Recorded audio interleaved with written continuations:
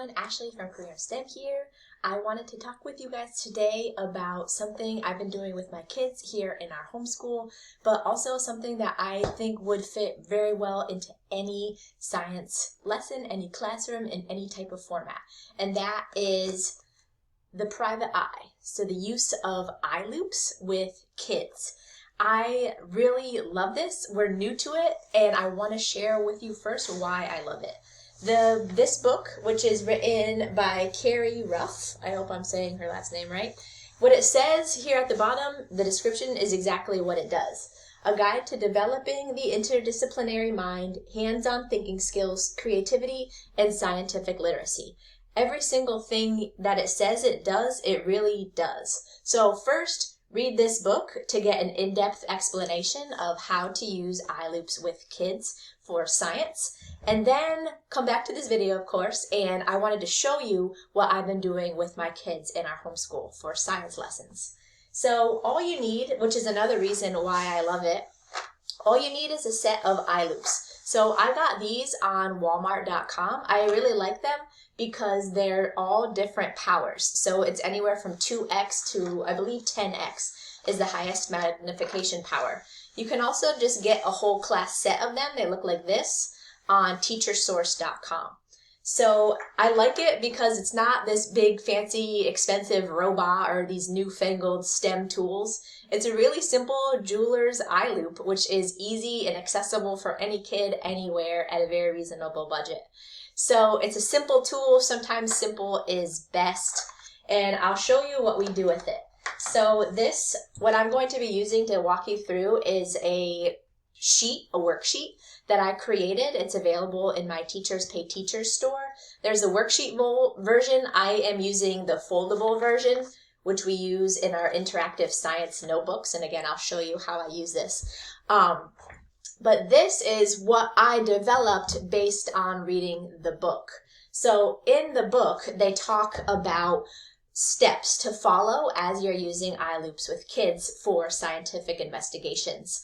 When I did a quick Google search and a Teachers Pay Teachers search, I couldn't find anything that was specifically made to follow the steps discussed in the private eye book. So I made it, and that's what you're looking at here. So step one in the process is to observe. So on this worksheet that I created, foldable, is a space where kids would just draw what they observe. So to use the eye loop, when we first start out, me and my kids, and if you're in a classroom, wherever you are teaching, I think it's really easy and hands-on and a great introduction to use your hand. So I had my kids hold up their hand. The way that you use an eye loop is the cone part, not the glass part. But the cone part literally goes right up against your eye. And supposedly, you can fit it in your eyeball, in your eye socket.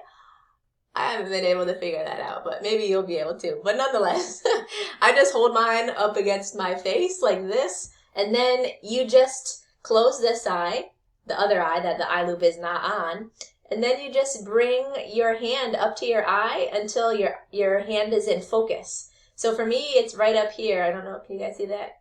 Yeah, so for me, it's right up here.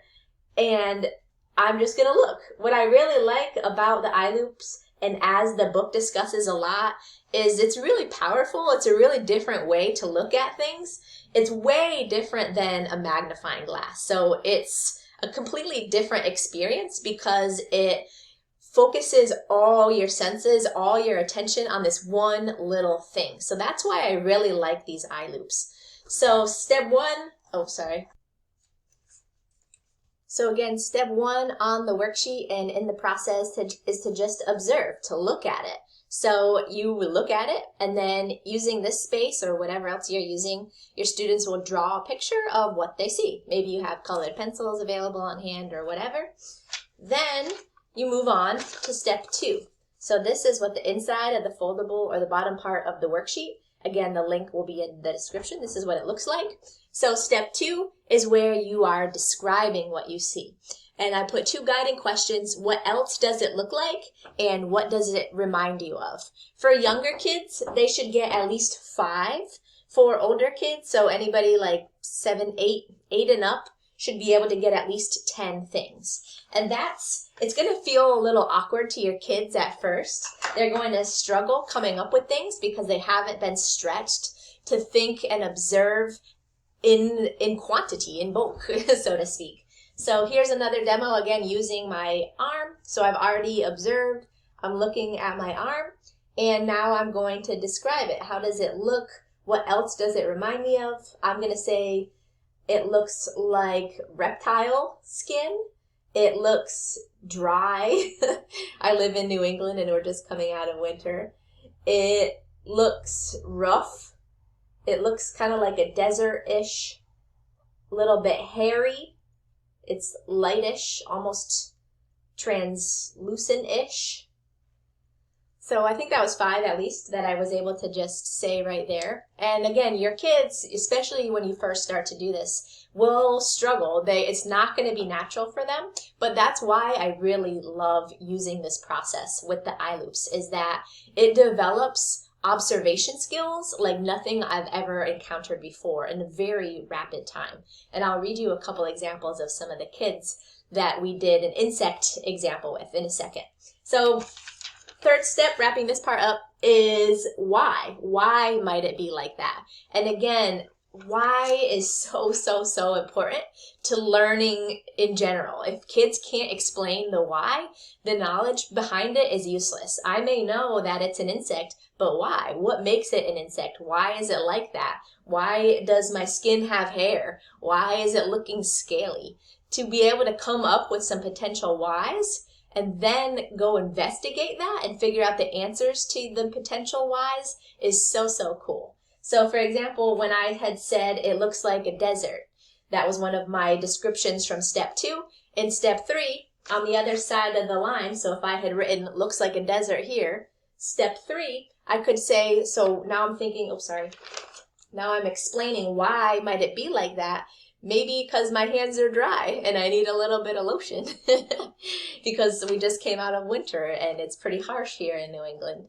So being able to at least think of, even if they can't fully explain why, is another really powerful tool in the scientist's toolbox. Whether or not kids decide to become scientists, they are developing real scientific inquiry, critical thinking, and creativity skills. And what they come up with here on this worksheet could be a launch pad into a really cool research project. Maybe a kid thought something was really neat and they want to figure out if that's true, or how it was invented, or create a poem about it, or an interpretive dance, or maybe it's the beginning of food for thought for song lyrics. So many different ways that this simple tool is building really powerful STEM skills, both now and that will serve kids throughout their lifetime. So that's the overview of the 3 steps. Again, I adapted all of this from the Private Eye book. We used some examples of kids' work that we did just a couple days ago.